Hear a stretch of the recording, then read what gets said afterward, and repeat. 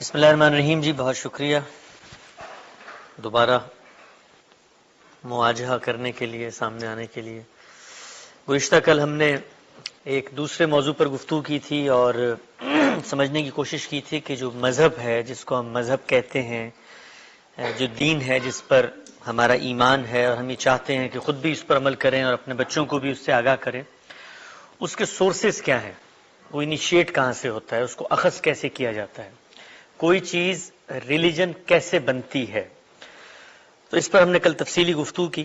آج جو ہماری گفتگو کا موضوع ہے اور جس پر ہم کچھ ڈسکشن کریں گے، سمجھنے کی کوشش کریں گے، وہ حدیث سے متعلق ہے۔ آپ سب جو مسلمان ہیں، زندگی میں انہوں نے مختلف سطحوں پر دین کی بات سننے کی کوشش کی ہوگی، سمجھنے کی کوشش کی ہوگی۔ ایک چیز جو ہمیشہ آپ کے سامنے آئی ہوگی وہ یہ ہے کہ رسول اللہ صلی اللہ علیہ وسلم نے اس بارے میں یہ فرمایا ہے۔ تو جس وقت یہ جملہ آپ کے سامنے بولا جاتا ہے تو اس کے بعد فوراً سے انسان کا یہ تاثر، یہ انٹینشن بیدار ہوتی ہے کہ جب یہ بات سامنے آ گئی ہے کہ رسول اللہ نے یہ بات فرمائی ہے تو اب یہ کیسے ہو سکتا ہے کہ یہ بات دین نہ ہو۔ ہم نے کل بھی گفتگو کی تھی اور یہ سمجھا تھا کہ دین کا جو سورس ہے، جو ماخذ ہے، جو ریفرنس ہے، وہ رسول اللہ کی ذات ہے، آپ کی شخصیت ہے۔ ہمیں نہیں پتا، ہم فطرت کی ایک رہنمائی لے کے دنیا میں آئے تھے، ہماری فطرت نے ہمیں بتایا کہ تمہارے اندر ایک مخلوق ہونے کا احساس ہے، تم کریٹڈ ہو۔ فطرت نے ہمیں بتایا کہ تمہارے اندر نیکی بدی کا شعور ہے۔ اس کے بعد ہمیں کچھ نہیں پتا تھا کہ مذہب کیا ہے۔ ایک شخص نے کھڑے ہو کے یہ دعویٰ کیا کہ میں خدا کا نمائندہ ہوں، میں خدا کا فرستادہ ہوں، چنا ہوا ہے مجھے خدا نے، میں چوزن ون ہوں۔ تو اب اس بات پر ہمارا اگر اعتماد اور ایمان ہو جاتا ہے کہ وہ واقعی میں خدا کے چنیدہ بندے ہیں، ان کو خدا نے منتخب کیا ہے، تو اب جو کچھ وہ بتائیں گے وہ دین کہلائے گا۔ تو اب جو کچھ وہ بتائیں گے وہ دین کہلائے گا، تو انہوں نے وہ دین کس طریقے سے ہمیں بتایا ہے۔ تو کل ہم نے یہ جانا تھا کہ انہوں نے دو طریقوں سے ہم تک مذہب اور دین کی بات پہنچائی ہے۔ پہلی چیز تھی قرآن مجید، یعنی قرآن وہ کتاب ہے جس کے ذریعے سے پیغمبر نے دین ہم تک پہنچایا۔ یہ بات خود قرآن نے بھی بتا دی کہ ہم نے پیغمبر کو قرآن دیا اور کہا اس کے ذریعے سے لوگوں کو دین پہنچاؤ۔ دوسرا پہلو تھا دین کی پریکٹیکل چیزیں، مثلا کچھ ریچولز ہیں، کچھ پریکٹسز ہیں۔ ہم نے کل اس پہ تفصیل سے گفتگو کی تھی کہ جو پریکٹیکل چیزیں ہوتی ہیں، پریکٹسز ہوتی ہیں، ان کو آپ لکھ کے منتقل نہیں کر سکتے، ان کو پریکٹس سے ہی منتقل کیا جاتا ہے۔ اس کی ایک سادہ سی مثال میں نے کل بھی دی تھی، ایک اور مثال دیتا ہوں۔ آپ کسی کو ایکسرسائز کروانا چاہتے ہیں تو آپ اس کے لیے ایک ٹرینر کا انتخاب کرتے ہیں، وہ آپ کے سامنے اسی طرح سے اپنے ہاتھ ہلاتا ہے تو آپ بھی ہلانا شروع کر دیتے ہیں۔ وہی ٹرینر اگر آپ کو ایک کاغذ پہ لکھ کر دے کہ تم کھڑے ہو جاؤ، 90 ڈگری اپنی گردن دائیں موڑنا، 120 ڈگری بائیں موڑنا اور اس کے بعد یہ کرنا، تو یہ ممکن نہیں رہتا، مشکل ہو جاتا ہے۔ تو مذہب کا جو پریکٹیکل پہلو ہے جس میں آپ نے ریچولز کرنے ہیں، وہ ریچول کچھ ایکشنز ہیں، ان کو پیغمبر نے کیسے منتقل کیا۔ تو قرآن مجید یہ کہتا ہے کہ وہ جو پریکٹیکل پہلو ہے وہ تمام جو اللہ کے دین ہے ان کا سیم ہے، وہ ایک ہی ٹریڈیشن ہے۔ تو رسول اللہ کو یہ حکم کیا کہ انتبع ملت ابراہیم حنیفہ، کہ آپ نے بھی اسی ابراہیمک ٹریڈیشن کی پیروی کرنی ہے۔ تو جب آپ کو یہ کہا گیا کہ آپ نے اس کی پیروی کرنی ہے تو اب آپ نے کوئی چیز انیشیٹ نہیں کی۔ جب مجھے یہ کہا جاتا ہے کہ بھائی اس بورڈ پہ ایکسرسائز لکھی ہوئی ہے، تم نے اس کو فالو کرنا ہے، تو اب میں کوئی چیز انیشیٹ نہیں کر سکتا۔ تو رسول اللہ صلی اللہ علیہ وسلم نے نماز پڑھی، وہ نماز آپ نے نہیں شروع کی، پیچھے سے چلی آ رہی ہے۔ آپ نے حج کیا، وہ آپ نے انیشیٹ نہیں کیا، پیچھے سے چلا آ رہا ہے۔ آپ نے کیا کیا؟ آپ نے اس کو پرفارم کر کے اس کے اندر اگر کوئی کمی تھی، کوئی کوتاہی تھی، کوئی اضافہ تھا، کوئی تغیر، کوئی تبدیلی تھی، وہ کر کے آگے جاری فرما دی۔ تو یہ دین ہے جس سے ہمیں، جو سنت اور قرآن، ان دو چیزوں سے ہمیں پیغمبر نے دین دیا ہے۔ لیکن ہم اپنی زندگی میں دیکھتے ہیں کہ جب کبھی دین کی کوئی بات ہوتی ہے، مذہب کی کوئی بات ہوتی ہے، تو لوگ سب سے پہلے کہتے ہیں کہ بھئی فلاں حدیث میں تو یہ بات لکھی ہوئی ہے، رسول اللہ صلی اللہ علیہ وسلم نے تو فلاں موقع پہ یہ بات فرمائی تھی۔ تو اس سے ایک پرابلم پیدا ہوتی ہے۔ وہ پرابلم یہ پیدا ہوتی ہے کہ جس وقت آپ نے پروفٹ کو بنیاد بنا دیا مذہب کی، تو اب کوئی شخص اگر پروفٹ سے منسوب نریشن کر رہا ہے تو یہ کرسٹن ضرور پیدا ہوتا ہے کہ بھائی یہ بات اگر انہوں نے کی ہے تو پھر اس کو کچھ نہ کچھ دین سے اس کا لنک ہونا چاہیے نا، کیونکہ جس شخصیت نے آپ کو قرآن دیا ہے، جس نے سنت دی ہے، اسی سے منسوب یہ بات بھی بیان کی جا رہی ہے. تو یہ ایک پرابلمیٹک چیز ہے. میں اس کی ایک سادہ مثال دیتا ہوں. غامدی صاحب نے ایک کتاب لکھی ہے، اس کا نام ہے میزان.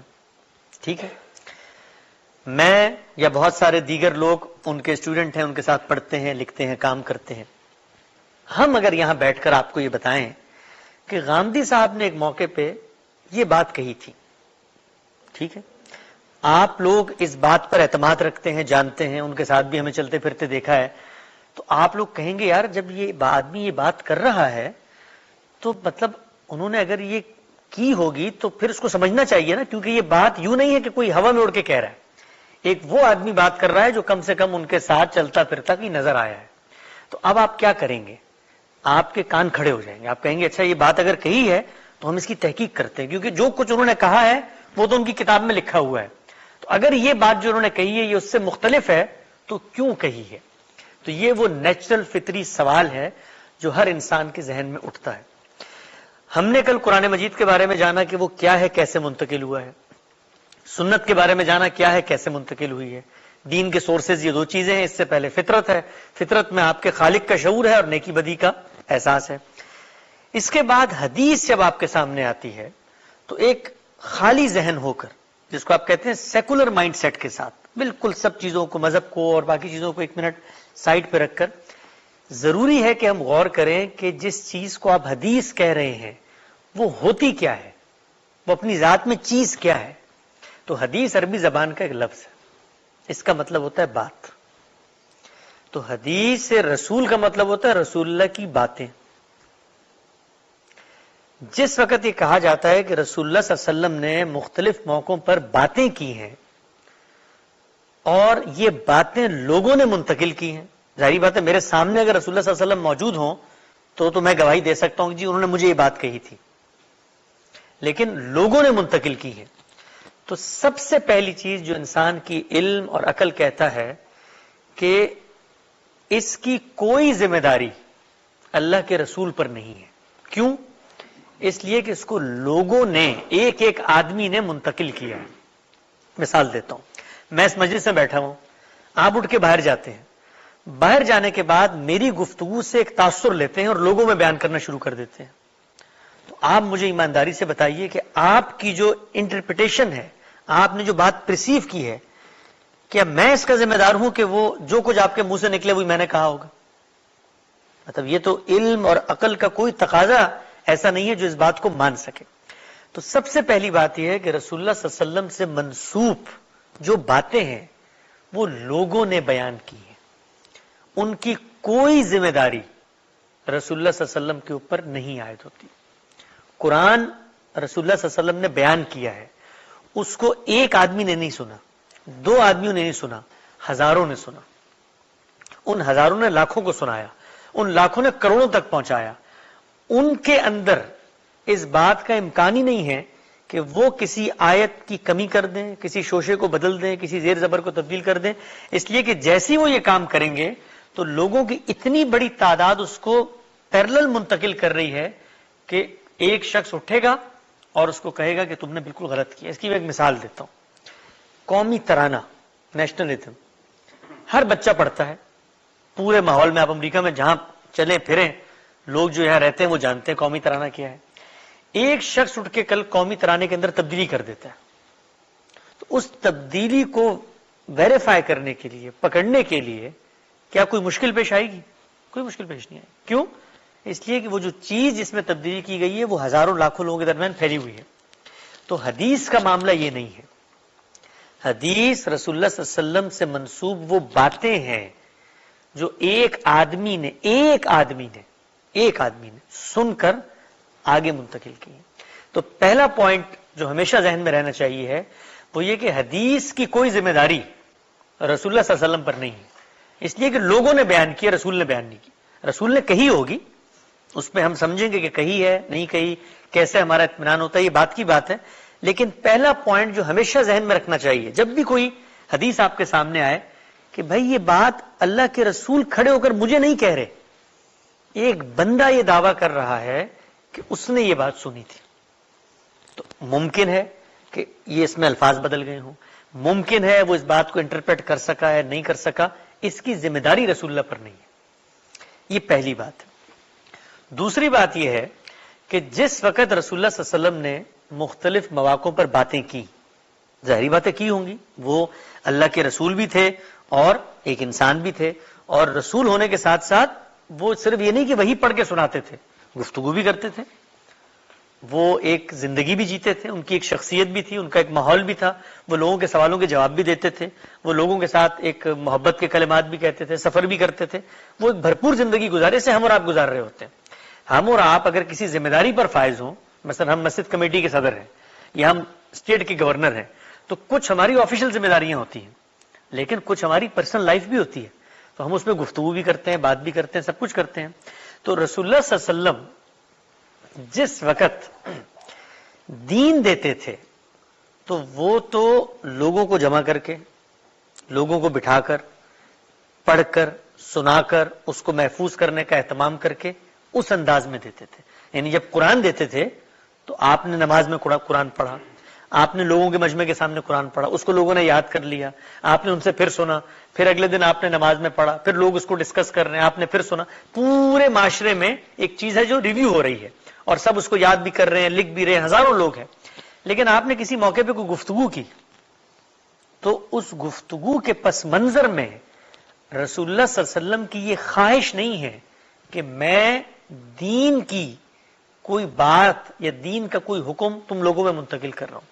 اس لیے کہ دین کا جو حکم ہے وہ کسی ایک آدمی کے لیے نہیں ہے، دین کا حکم رسول اللہ کے تمام مخاطبین کے لیے. تو یہ نہیں ہو سکتا کہ دین کی کوئی بات ہو اور آپ کسی شخص کو بلائیں اور اس کے کان میں بتا دیں. اگر آپ نے یہ کام کیا تو اللہ تعالیٰ قرآن میں کہتے ہیں کہ آپ کا کام لوگوں تک بات پہنچانا ہے. تو آپ نے تو لوگوں تک بات نہیں پہنچائی نا، آپ نے تو ایک آدمی کے کان میں بتا دی. تو دین اس طریقے سے منتقل ہوتا ہی نہیں. اچھا مثال کے طور پہ اگر وہ آدمی، ایک آدمی آگے وہ بات بیان نہ کرتا، انسان ہے نا، اس نے ایک بات سنی بیان نہیں کی، تو ہمارا دین کہاں جاتا؟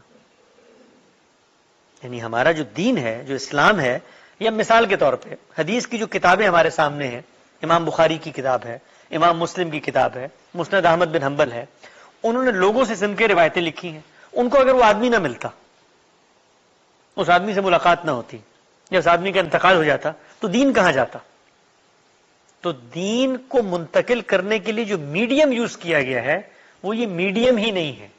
جو میڈیم یوز کیا گیا ہے وہ لوگوں کی اتنی بڑی تعداد میں منتقل کرنا ہے کہ جن میں سے 2-4 مر بھی جائیں تو کوئی فرق نہیں پڑتا. ان میں اگر 2-4 جھوٹ بھی بولنا شروع کر دیں تو باقی ان کو ٹھیک کر دیں گے. اتنی بڑی تعداد، اس کو کہتے ہیں کنسنسس. ایسے ہی ہم دنیا میں جو الٹیمیٹ حقائق ہوتے ہیں ان کو اخذ کرتے ہیں. میں نے کل بھی مثال دی تھی کہ میں کارل مارکس سے کبھی نہیں ملا، لیکن میں پورے اعتماد سے کہہ سکتا ہوں کہ داس کیپٹل اس کی کتاب ہے. کیوں؟ اس لیے کہ اس کے پیچھے لوگوں کی اتنی بڑی تعداد کھڑی ہوئی ہے جن کا جھوٹ پر جمع ہونا عقلاً محال ہے. 10 کروڑ لوگ کہہ رہے ہیں، سب جھوٹ بول رہے ہیں. کیسے جمع ہوئے؟ کہاں ان کی ملاقات ہوئی؟ کہاں انہوں نے طے کیا کہ اب ہم جھوٹ بولیں گے اور آج سے کہیں گے کہ داس کیپٹل کارل مارکس کی کتاب نہیں تھی؟ ممکن نہیں. تو حدیث کے بارے میں پہلی بات جو ہمیشہ ذہن میں رہنی چاہیے ہے وہ یہ کہ یہ اس کی ذمہ داری رسول اللہ پر نہیں ہے، لوگ بیان کر رہے ہیں. پہلی بات پرابلم ہے ہمارے لیے، اس لیے کہ ہم نے دین جس شخص سے لیا ہے اس کی کوئی بھی بات ہم تک پہنچے گی تو پرابلم پیدا کرے گی. ہم اس کو سمجھیں گے بھی، غور بھی کریں گے.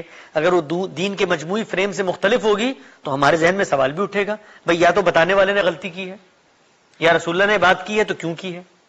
تو یہ سوال اٹھے گا. لیکن اس سوال کو اٹھنے سے پہلے جو پہلا پہلو ہمیشہ پیش نظر رہنا چاہیے وہ یہ کہ اس کی ذمہ داری رسول اللہ پر نہیں ہے. جس طرح میرے اوپر کوئی ذمہ داری نہیں ہے کہ آپ میرے بارے میں کیا بات کرتے ہیں. دوسری چیز کہ رسول اللہ صلی اللہ علیہ وسلم نے اس کو دین کے میڈیم کے طور پہ انیشیٹ نہیں کیا. اگر انیشیٹ کیا ہے تو پہلے اس کو ثابت ہونا چاہیے کیسے انیشیٹ کیا ہے، اور جس میڈیم کے ذریعے انیشیٹ کیا دین اس کے ذریعے منتقل نہیں ہوتا. کیونکہ ایک شخص جو ہے وہ دین کو آگے نہیں پھیلا سکتا، منتقل نہیں کر سکتا. یہ دوسری بات ہے. تیسری بات یہ ہے کہ جو کانٹینٹ ہمارے سامنے ہے حدیث کا، جب ہم پڑھتے ہیں اس پہ غور کرتے ہیں تو اس سے ہمیں یہ معلوم ہوتا ہے کہ دین اور مذہب کی کوئی بھی مستقل ہدایت یا مستقل حکم کا مطلب یہ ہوتا ہے کہ مذہب نے ایک فل فلیج آپ کو آرڈر دیا ہے، مکمل آرڈر دیا. مثال دیتا ہوں میں آپ کو. مذہب نے آپ کو یہ حکم دیا ہے کہ مثلا آپ نے اگر حج پہ جانا ہے تو آپ نے احرام پہننا ہے. ٹھیک ہے، یہ مذہب کی ایک ہدایت ہے. اگر آپ نے حج پہ جانا ہے تو آپ نے احرام پہننا ہے. تو اب یہ ایک مکمل ہدایت ہے.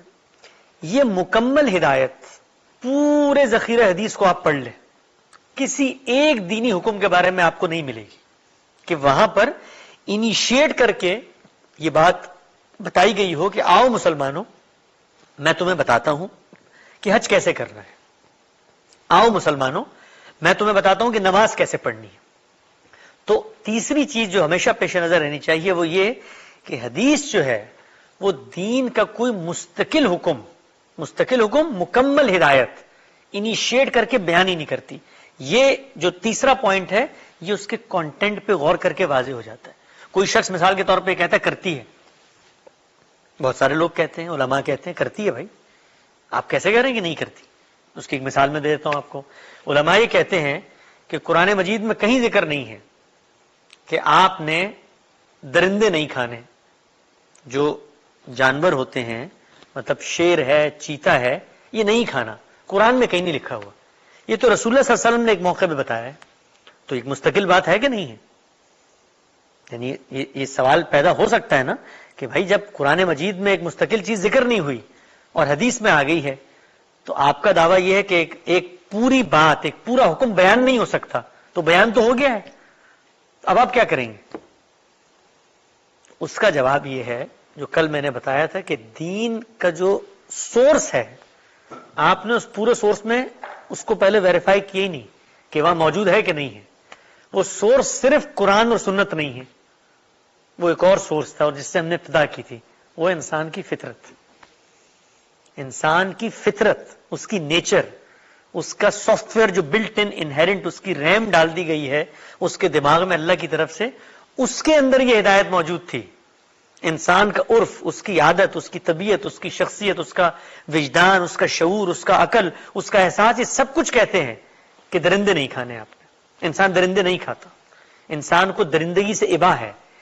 تو رسول اللہ صلی اللہ علیہ وسلم نے جو بات بیان کی ہے وہ مستقل ہدایت نہیں ہے بلکہ فطرت کے اندر جو چیز موجود تھی اسی کو بیان کر دیا، اسی کو دوبارہ بیان کر دیا، انیشیٹ نہیں کیا. تو تین پہلو ذہن میں رکھیں، پھر آگے ہم اس کو لے کر چلتے ہیں. پہلا پہلو کیا ہے کہ حدیث کی کوئی ذمہ داری رسول اللہ صلی اللہ علیہ وسلم پر نہیں ہے، لوگوں نے بیان کی ہے. دوسری بات کیا ہے کہ دین کا کوئی مستقل حکم وہ اس میڈیم سے منتقل ہو ہی نہیں سکتا. یعنی یہ جو میڈیم ہے اپنی ذات میں وہ مستقل حکم کو ٹرانسفارم کرنے کے لیے انتہائی ناقص ہے. ناقص کیسے ہے؟ ناقص ایسے ہے کہ دنیا کے اندر جس وقت آپ انفارمیشن کو ٹرانسفر کرتے ہیں، مطلب آپ نے کوئی بات منتقل کرنی ہے، تو اس کے دو ہی ذریعے ہیں، دو ہی میڈیمز ہیں آج تک دنیا میں. پہلا میڈیم ہے اجماع، یعنی جس وقت آپ بات کر رہے ہیں اس وقت لوگوں کی اتنی بڑی تعداد آپ کی بات کو سن. اس وقت بات کی سچائی یا بات کا جھوٹ ہونا زیر بحث نہیں ہے، بات کا بات ہونا زیر بحث ہے. مثلا میں نے یہ کہا کہ یہ گلاس ہے، یہ میرا دعویٰ ہے ایک چیز کے بارے میں. میرا دعویٰ ٹھیک ہے یا غلط ہے یہ زیر بحث نہیں ہے. حسن صاحب نے یہ بات کہی تھی کہ یہ گلاس ہے، یہ بات یا تو اتنی بڑی تعداد کے سامنے کہی گئی ہوگی کہ جو جھوٹ نہیں بول سکتے مل کے، ممکن نہیں ہے، عقل نہیں مانتی، یا ایک بندے کو بتائی گئی ہوگی. اب ایک بندہ اس کو سن کے آگے بتاتا ہے، آگے ایک اور بندہ اس کو سن کے آگے بتاتا ہے، آگے ایک اور بندہ اس کو سن کے آگے بتاتا ہے. تو اس طریقے سے جو علم منتقل ہوتا ہے اس کو کہتے ہیں ہسٹوریکل علم، ہسٹری. ہسٹری کے بھی دو پہلو ہیں، ایک ہے اسٹیبلش ہسٹری، اسٹیبلش فیکٹ، اور ایک ہے ہسٹری کی ڈیٹیلز. تو اکبر ہندوستان کا بادشاہ تھا، یہ اسٹیبلش ہسٹوریکل فیکٹ ہے. لیکن اکبر نے کس دن کیا معاملات کیے یہ اسٹیبلش ہسٹوریکل فیکٹ نہیں ہے. یہ محض ہسٹری ہے. تو محض ہسٹری کبھی بھی کوئی اسٹرانگ اور کانکریٹ میڈیم نہیں ہے انفارمیشن کو پھیلانے کا. مثلا میں اگر یہ بتانا چاہوں آپ کو کہ بھئی نیپرویل کی سرزمین پہ آج سے 5 دن بعد زلزلہ آئے گا، میں یہ انفارمیشن پھیلانا چاہتا ہوں، تو اس کا ایک طریقہ کہ میں آپ کے کان میں بتا دوں. پہلے تو یہ سب سے پہلے سوال اٹھے گا کہ اتنی اہم بات آپ نے ایک آدمی کو کیوں بتائی ہے؟ اٹھے گا کہ نہیں اٹھے گا؟ بھائی اتنی اہم بات تھی، سے سب متاثر ہو رہے ہیں، زلزلہ آئے گا سب مر جائیں گے، ایک آدمی کو کیوں بتا دی؟ تو یہی بات دین کے بارے میں ہے کہ وہ ہدایت جو قیامت تک جانی ہے ایک آدمی کے کان میں کیوں بتائی؟ دوسری چیز بتانی تھی تو وہ آدمی آگے جا کر مثال کے طور پہ منتقل ہی نہ کر سکے، رستے میں اس کا انتقال ہو جائے، وہ بھول جائے، وہ انسان ہے وہ بات بلد دے، تو آپ کی جو ذمہ داری تھی وہ تو پوری نہیں ہوئی نا لوگوں کو زلزلے سے بچانے کی. تو دوسری چیز یہ کہ حدیث کو رسول اللہ صلی اللہ علیہ وسلم نے ایز اے دین کے میڈیم کے یوز ہی نہیں کیا. اور تیسری بات یہ تھی کہ جو کانٹینٹ ہمارے سامنے ہے حدیث کا، وہ کانٹینٹ کوئی مستقل بذات انڈیپینڈنٹ حکم بیان ہی نہیں کرتا. تو یہ 3 باتیں ہیں جن کو پیش نظر رکھنا چاہیے. اب آگے بڑھتے ہیں. رسول اللہ صلی اللہ علیہ وسلم سے منسوب یہ باتیں لوگوں نے بیان کرنی شروع کی. یہ واضح ہو جائے کہ دین انیشیٹ نہیں ہو رہا، لوگ بیان کر رہے ہیں اور رسول اللہ سے منسوب بات ہے. اس کے بعد ایک نفیس آدمی کا، ایک ذہین آدمی کا، ایک عقل سلیم رکھنے والے آدمی کا رویہ کیا ہونا چاہیے. مثلا غامدی صاحب ایک معروف شخصیت ہے، آپ کے پاس ایک آدمی آ کر ان کے بارے میں ایک بات بتاتا ہے، ٹھیک ہے نا. ایک آدمی کا، اچھا پہلے تو یہ بات کہ آدمی بات جو بتاتا ہے وہ بہت سارے لوگ ہیں جو غامدی صاحب سے ملے ہوں گے، ملاقات ہوئی ہوگی، لیکن سارے آدمی باتیں نہیں بتائیں گے، بعض بتائیں گے بعض نہیں بتائیں گے. مثال کے طور پہ آپ یہ دیکھیے کہ رسول اللہ صلی اللہ علیہ وسلم کے ساتھ ہزاروں لوگوں نے آپ کی صحبت میں وقت گزارا. سب سے زیادہ جس نے وقت گزارا وہ کون تھے؟ سیدنا ابو بکر رضی اللہ تعالیٰ، اس کے بعد سیدنا عمر رضی اللہ تعالیٰ، ٹھیک ہے نا. اور صحابہ میں اگر آپ اندازہ لگائیں تو جنہوں نے کم وقت گزارا وہ ہیں سیدنا ابو ہریرہ، فتح مکہ کے بعد ایمان لائے. لیکن سیدنا ابو بکر جو ہیں وہ پوری زندگی گزارنے کے باوجود کل 30 یا 35 باتیں ہیں جو بیان کرتے ہیں، اور وہ بھی کسی موقع پر کوئی پرابلم پیدا ہو گئی تو اس موقع پر سیدنا ابو بکر نے کہا میں نے تو رسول اللہ سے یہ سنا تھا، ٹھیک ہے نا. لیکن ایک دوسرے صاحب ہیں وہ 5-6 ہزار باتیں بیان کر دیتے ہیں. تو اس میں ایک سوال یہ بھی پیدا ہوتا ہے کہ اگر ان باتوں میں دین تھا، ان باتوں سے مذہب منتقل ہونا تھا، تو یہ کیسے ہو گیا کہ ایک نے صرف 30 بیان کی وہ باتیں اور باقی نے 5000 بیان کر دی؟ سب کو برابر بیان کرنی چاہیے نا، کیونکہ سب نے اگر دین سنا ہے تو ان کی دینی اخلاقی ذمہ داری ہے کہ اگر ان حدیثوں میں دین تھا تو وہ آگے سب ساری کی ساری باتیں. اور پھر یوں ہونا چاہیے تھا کہ جس طرح صحابہ پورا قرآن لوگوں کو سنا رہے ہیں تو اسی طرح ہر صحابی برابر حدیثیں لوگوں کو سناتے. ایسا نہیں ہوا. تو جس وقت بات کہی جا رہی ہوتی ہے، منتقل کی جا رہی ہوتی ہے، تو اس میں انسانوں کے طبائع، انسانوں کی شخصیت، انسانوں کا ذوق، انسانوں کا حافظہ، پھر انسان کی اپنی یہ ارچ اور خواہش کہ میں یہ بات بیان کروں، یہ سب شامل ہوتی ہیں.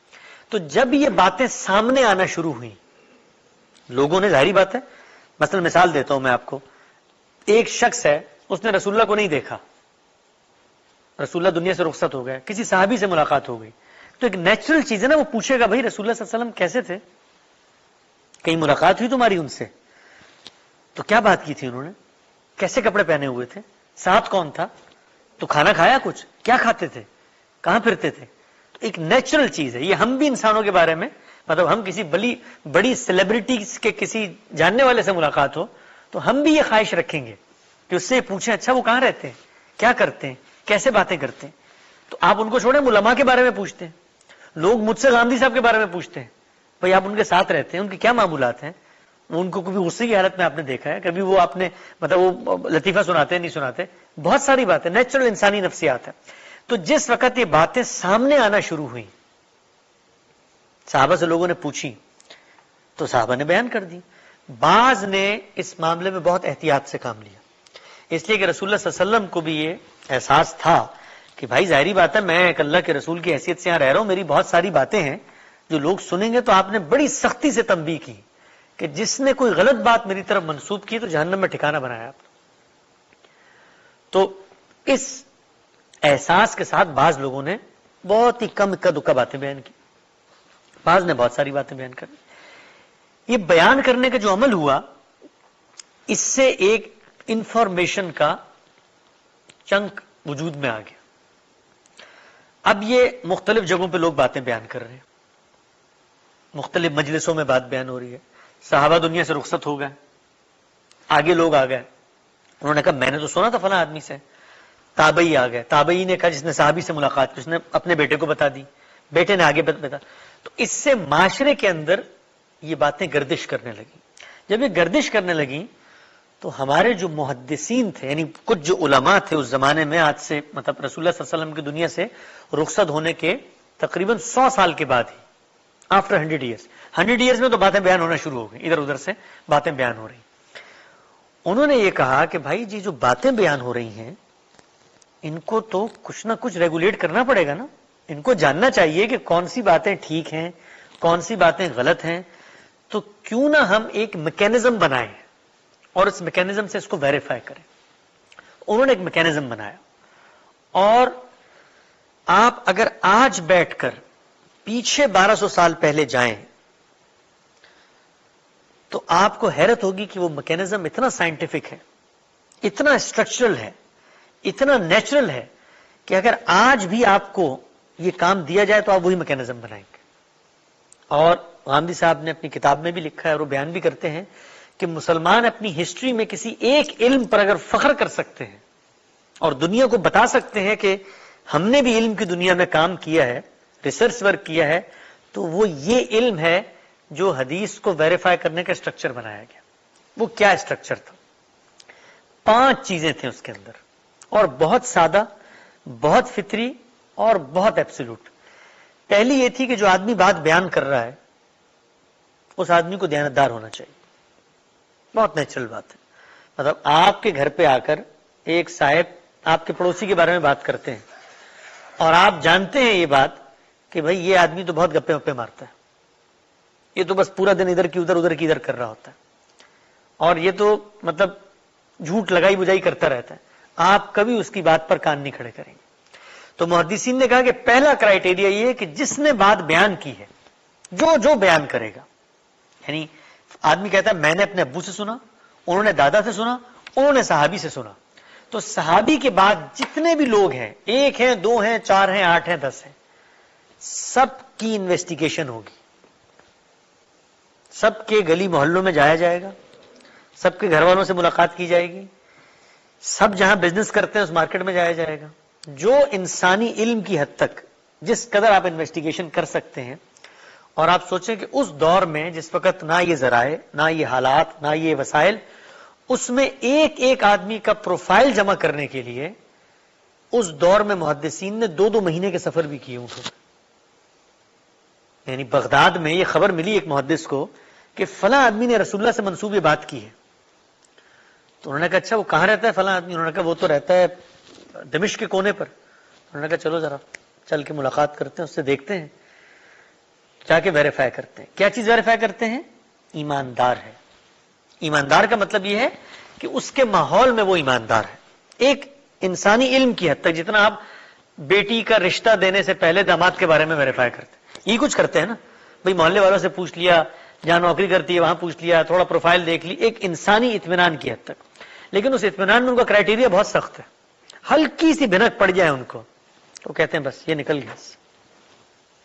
یہاں تک کہ اس دور میں جو صوفیاء تھے, جو تصوف کا مائنڈ سیٹ رکھتے تھے, وہ محدثین کے بارے میں کہتے تھے اچھا ان کا مزاج کیا تھا؟ ان کا یہ کہ بھائی رسول اللہ کی بات ہے نا, قصہ ہی ہے نا, فائدہ ہی ہوگا نا, لوگ سن ہی رہے ہیں نا, تو کیا فرق پڑتا ہے.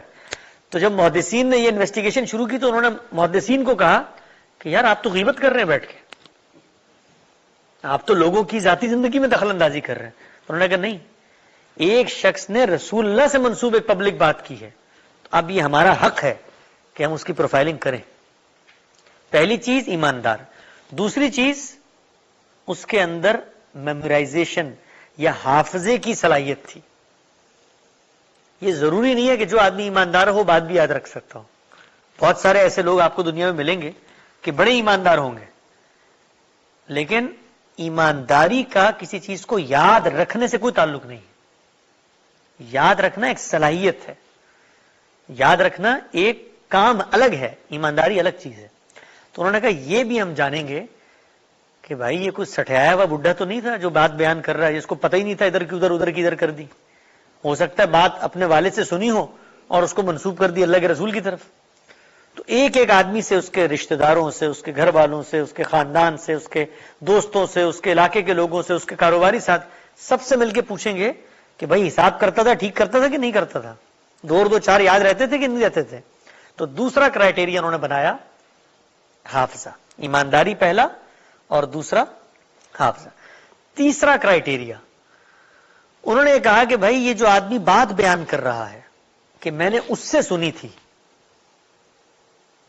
تو اب یہ ضروری ہے نا کہ اس سے اور اس سے ملاقات ثابت ہو، آپس میں کہیں ملے ہوں یہ لوگ، آپس میں ملاقات ہوگی تو چین سے چین جڑے گی کہ یہ بات اس نے اس سے سنی بھی تھی. کہ حافظہ بھی بڑا ٹھیک ہے اور ایماندار بھی ہے، لیکن ان 2 کے باوجود یہ بھی پروف کرو کہ ملے تھے. بھئی کہاں ملے تھے؟ جی میں تو اس سے بغداد میں ملا تھا. کب ملے تھے؟ جی میں 2 سال پہلے ملا تھا. 2 سال پہلے ملے تھے؟ اچھا جی. اس کے گاؤں جا کر پلا کیا وہ تو 3 سال پہلے انتقال ہو چکا ہے. تو اب اگرچہ ایماندار ہے، اگرچہ حافظہ رکھتا ہے، لیکن ملاقات نہیں ثابت ہو سکی. کہتے ہیں ہمیں نہیں چاہیے، یہ رسول اللہ کی بات ٹھیک نہیں ہے، یہ آدمی ضعیف ہے.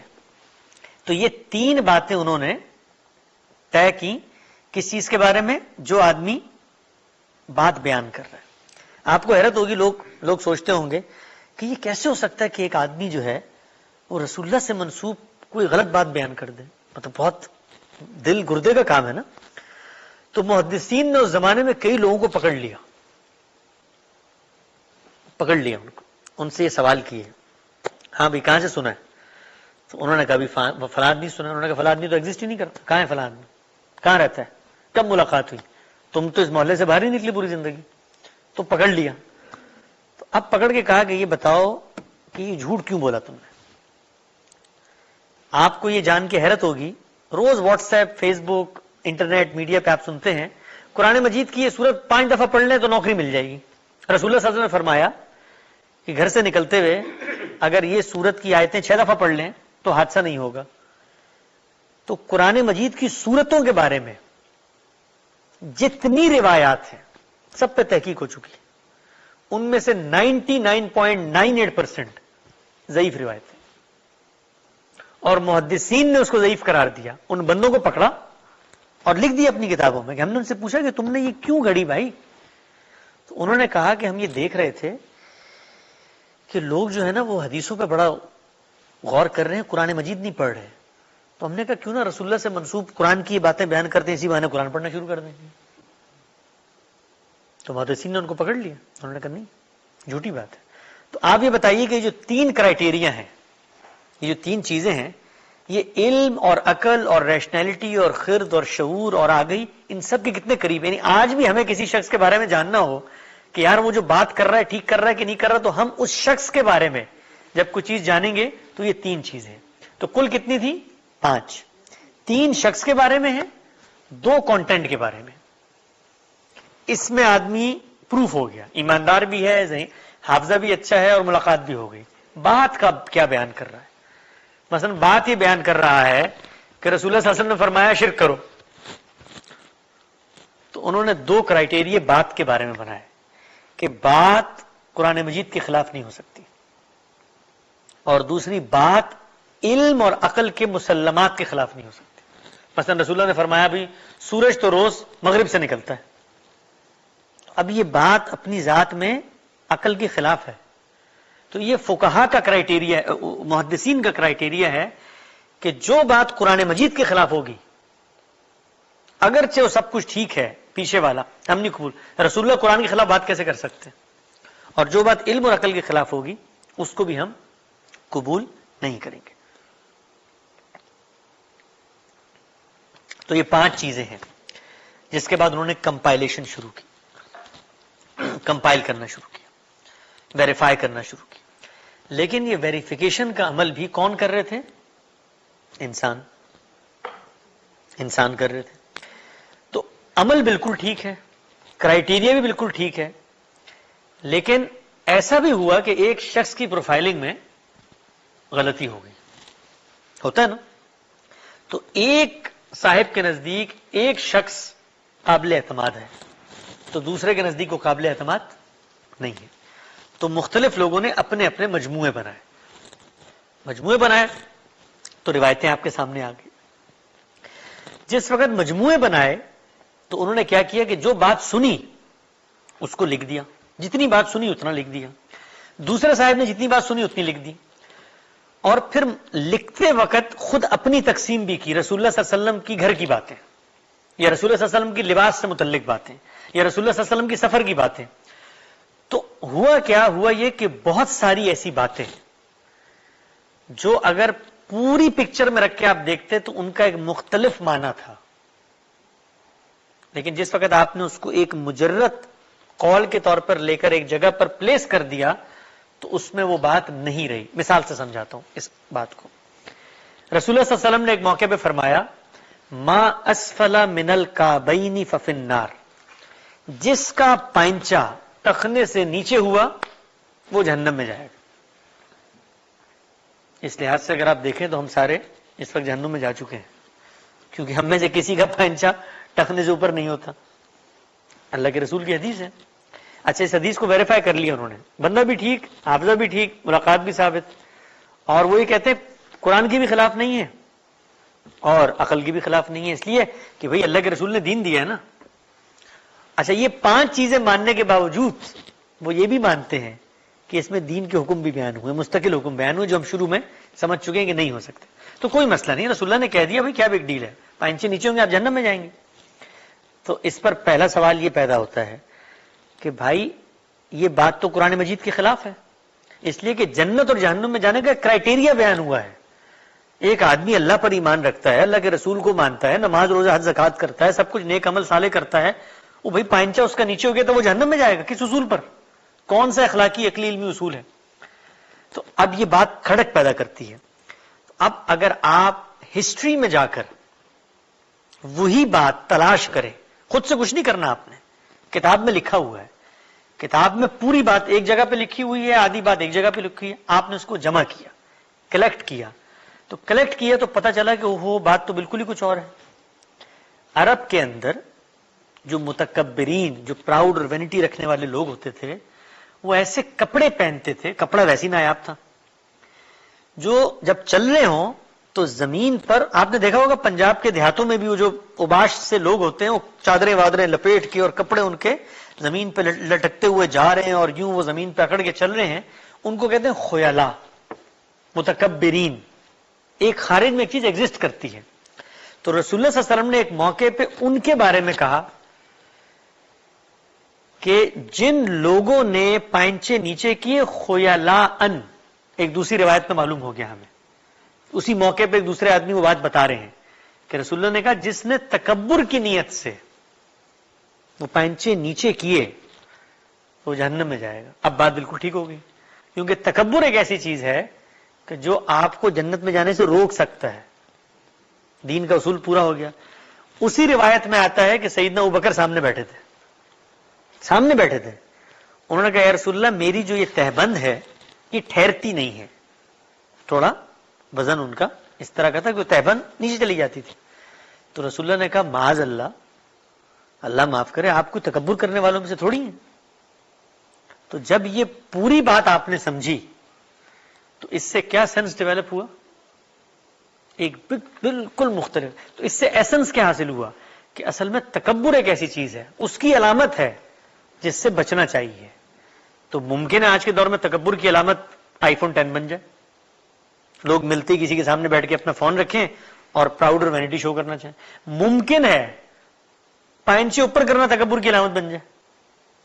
ابھی ایک صاحب مجھے بتا رہے تھے کہ بھائی وہ وہاں پر جو پنجاب میں اب جو ہے وہ جو کوئی اس طرح کے اباش سے لوگ ہوتے ہیں وہ یوں کپڑے وپڑے اوپر چڑھا کے آ رہے ہوتے ہیں، تو اس صورت میں دین کی ہدایت یہ ہوگی کہ تم پائنچے نیچے کر کے چلو. تو پس منظر میں کیا بات تھی، نتیجہ کیا نکلا؟ یہ وہ روایات کا بنڈل ہے، بنڈل جس میں اگرچہ محدثین نے یہ کیٹیگرائز کر دیا ہے کہ بندے کیا تھے، کیونکہ بندوں کی پروفائلنگ تو اب ہم نہیں کر سکتے نا، کیونکہ ہم تو بندے تو مر گئے 1400 سال پہلے، 1200 سال پہلے، 1300 سال پہلے، ہمیں کیا پتا وہ بندے کہاں تھے. ان کی پروفائلنگ موجود ہے ہمارے پاس، وہ انہوں نے کر دی اور اپنے لحاظ سے روایتیں بھی ڈال دی. اب وہ روایتیں جو ہیں وہ مور دین 70,000، کتنی ہیں؟ 70,000 سے زائد. اب وہ جو 70,000 سے زائد روایات ہیں، آپ نے ان کو قرآن کی روشنی میں سمجھنا ہے، اور سمجھنے کے بعد آپ نے کیا کرنا ہے، آپ نے وہ جو اصل واقعہ ہے، جو اصل بات تھی، اس کو تلاش کرنا ہے.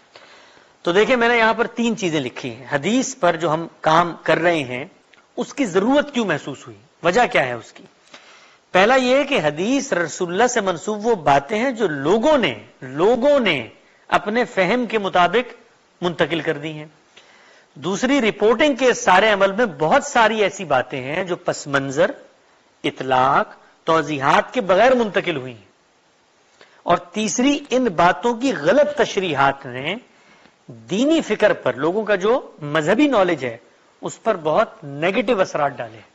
مطلب اگر آپ اس بات کو نہ سمجھیں کہ پائنچے نیچے کرنے سے جہنم میں آدمی چلا جاتا ہے، تو اب آپ پوری زندگی یہی تصور لے کے جئیں گے نا، اسی کی تبلیغ کریں گے. تو اس سے جو مذہب، تو آپ کا مذہب کیا ہوا؟ آپ کا مذہب کسی علم اور عقل کی دلیل پہ نہیں کھڑا ہوا. اگر آپ اس بات کو لوگوں کو بیان کرتے ہیں، تمہاری نماز نہیں ہوگی اگر تمہارے پائنچے نیچے ہوئے.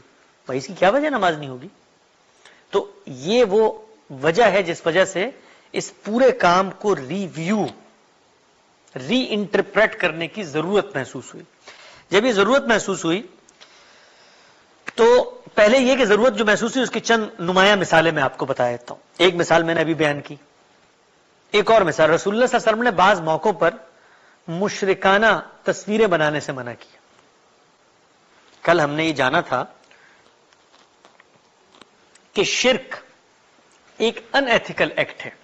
کیوں؟ شرک جھوٹ ہے. میں اپنے بارے میں جھوٹ برداشت نہیں کرتا تو خالق کے بارے میں کیسے برداشت کر سکتا ہوں؟ خالق یہ کہتا ہے کہ میرے بارے میں بات کر رہے ہو اور میں نے نہیں بتائی، جھوٹ بول رہے ہو میرے بارے میں. میں نے تو نہیں کہا کہ فلاں میرا سب آرڈینیٹ ہے، میں نے تو نہیں کہا فلاں بدھ سے مانگو تو میں تمہیں دوں گا. میرے بارے میں جھوٹ کیوں بول رہے ہو؟ تو رسول اللہ صلی اللہ علیہ وسلم نے لوگوں کو یہ یاد دہانی کرائی، جھوٹ مت بولو خدا کے بارے میں. اور یہ جن لوگوں کو تم نے معبود بنایا ہوا ہے، جن کو تم پوچھتے ہو، لوگ کیا کرتے تھے کہ ان کے بت بناتے تھے. جس وقت بت ہری بات بنانا ہے، کہیں رکھنا ہے، جب گھروں میں جاتے تھے دیواروں میں تصویریں بنا لیتے تھے. ان تصویروں کو سجدے کرتے تھے، ان کو پوچھتے تھے، ان سے مانگتے تھے، ان کو خدا کا ساجی اور مددگار سمجھتے تھے. تو رسول اللہ نے کہا کہ بھائی جو جھوٹ تم بول رہے ہو تو یہ جھوٹ کا کام بند کرو اور یہ تصویریں بنانا بھی بند کرو.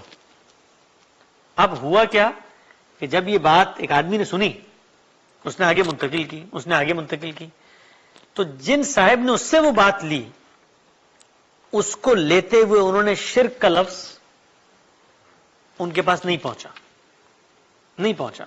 تو اب کیا فرق واقع ہوا کہ تصویر حرام ہو. ہندوستان پاکستان میں یہ سنتے رہے نا پوری زندگی تصویر حرام ہے.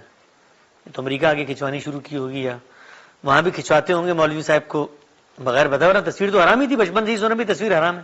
آج بھی آپ کسی عالم کے پاس جائیں، اس سے پوچھیں کہ تصویر کے بارے میں کیا رائے ہے، کہتا ہے حرام ہے. تو کہیں جی پھر آپ کیا کرتے ہیں؟ تو کہنے لگے نہیں مجبوری ہے نا بھائی، مجبوری میں کھنچواتے ہیں. تو مطلب یہ ہوا کہ تصویر حرام ہے.